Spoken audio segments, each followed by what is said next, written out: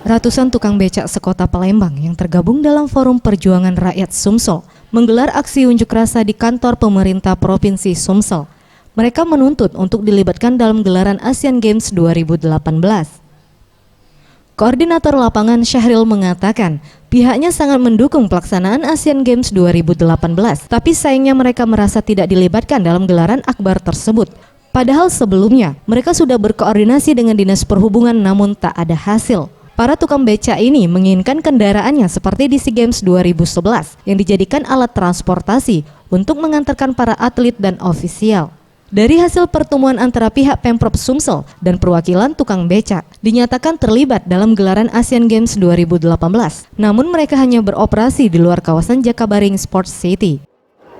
Kami ini kan kemarin itu pernah aksi, jadi 2017 itu sudah diterima oleh Kepala Dinas Perhubungan. Beliau sudah menerima perwakilan kita dan akan diikut sertakan di Asian Games. Tapi nyatanya sampai sekarang belum ada informasi yang jelas di mana tempat kami koordinasi dan di mana kami bisa mengadukan masalah ini. Karena ini mereka ini sudah siap mengumpulkan KTP, sudah siap data-data yang lain-lain. Karena mereka ini mengharap sekali seperti penipuan seperti ini kan. Ya biasanya abang becak yang di Kota Palembang diikut sertakan. Tim Liputan Sriwijaya TV.